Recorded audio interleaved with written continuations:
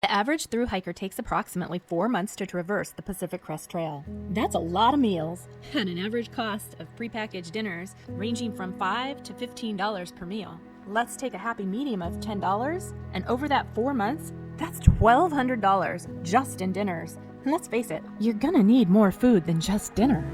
In this video, we're going to cover making 31 meals at approximately $85 cost if you factor into the things that I already had on hand. That equals $2.74 per meal. This is a huge savings.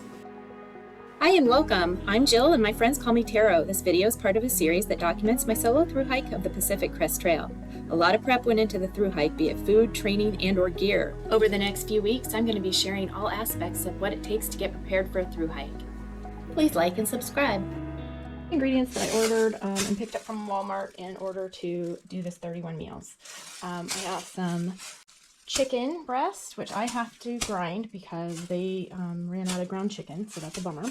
I have ground beef here. There is ground turkey as well. Then I've got quite a few vegetable broths and long grain rice. I have some non-fat dry milk. I've got a selection of different kinds of beans, and there's whole tomato paste, and then 2 jars of marinara. I've got some barbecue sauce. I've got mac and cheese with the cheese packets in it, and some Thai noodles, some onions, spinach, bell peppers, carrots.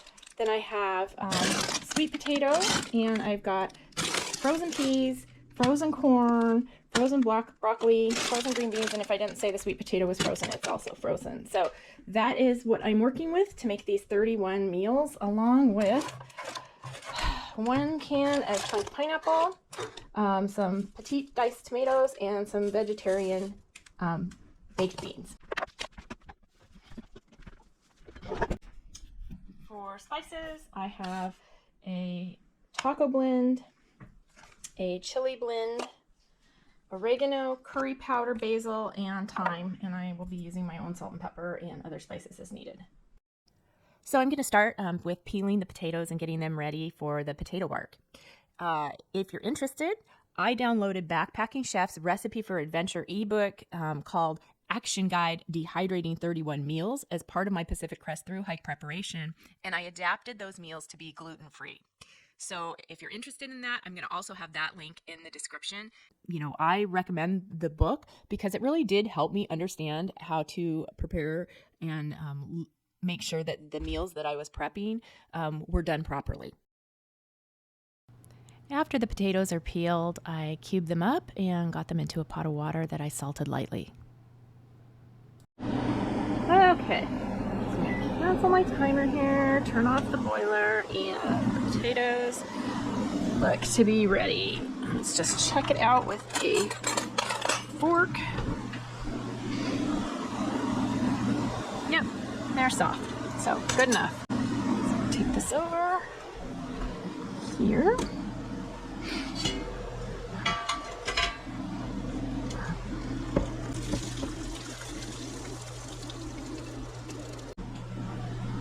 This said that you can just mash it by hand and to add in a couple cups of chicken broth so that you get that seasoning.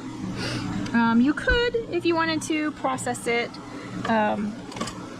in a different way, like with your food processor or with your blender, but I'm just gonna do it as suggested. Let's see. And it said 3 cups, and I bet that's about 1 box. But we're going to start there with the 2 cups and see how it goes.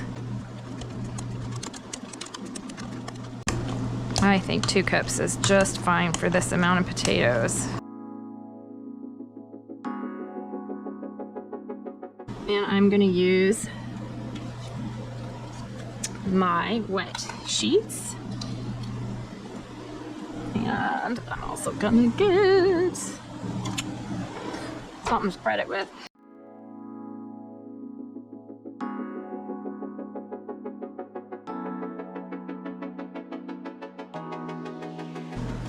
There, that ought to be about good. And and then load your dehydrator to your dehydrator specs.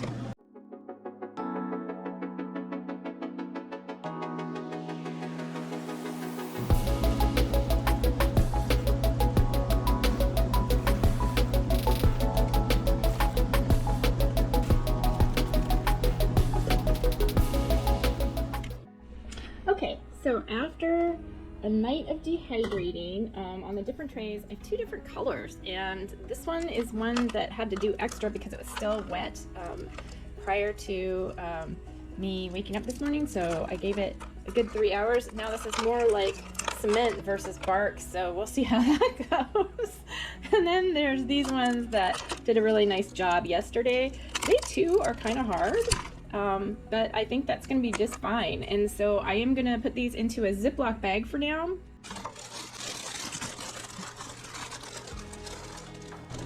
So I'll put in a cup-ish here. Some cool water. So here I am just loading the trays with the spinach and kind of making it so that the leaves don't overlap, and just getting that all taken care of for all of the trays that I had.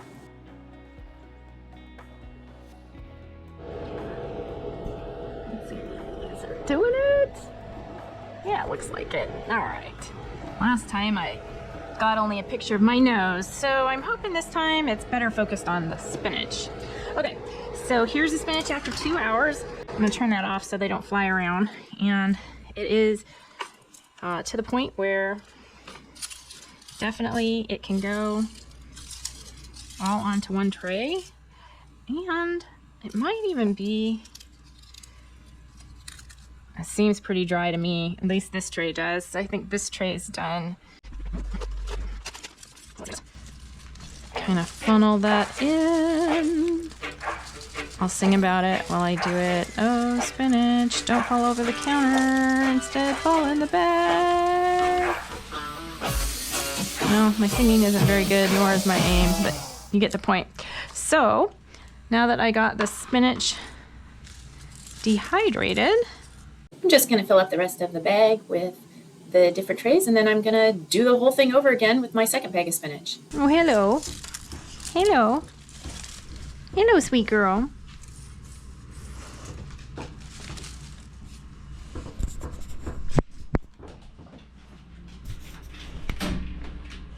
So now I'm going to just repeat the process where I am rinsing off the spinach and laying it on the tracks. And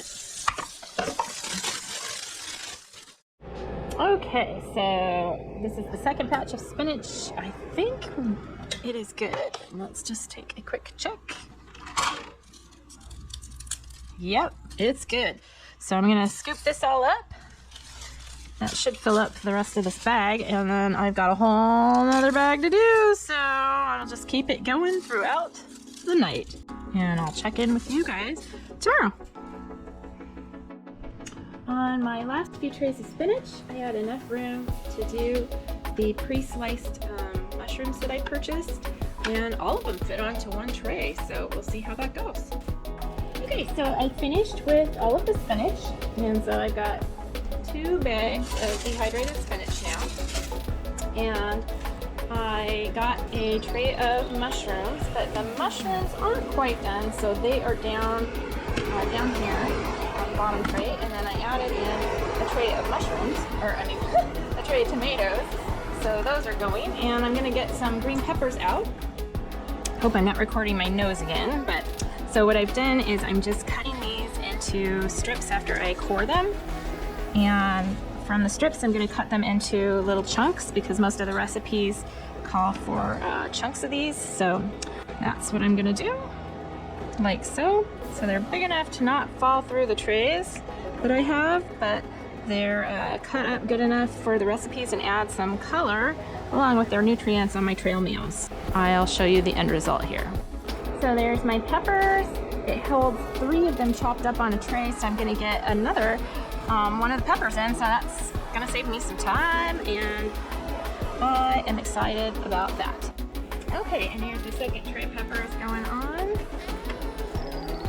just like that, and I will come back and check on these in about 4 hours.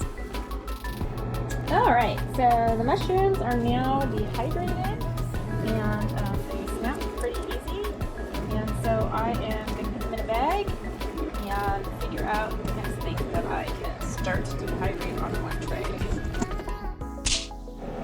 Okay, so I'm going to steam these carrots. I'm also going to do this like kind of longer cut on them. So in order to do that and have it right, first things first, I got to peel them.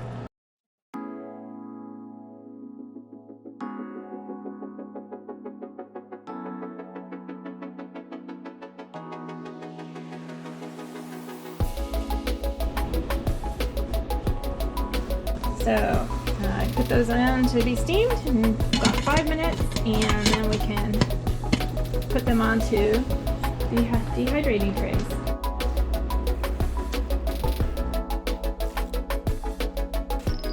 Day 3, I have the potato bark, these dried dehydrated spinach, dehydrated bell peppers, dehydrated carrots, mushrooms, and tomatoes. So, getting there.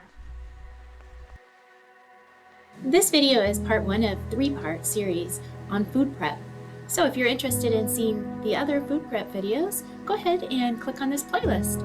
Otherwise, this is the video that YouTube thinks you'll like best.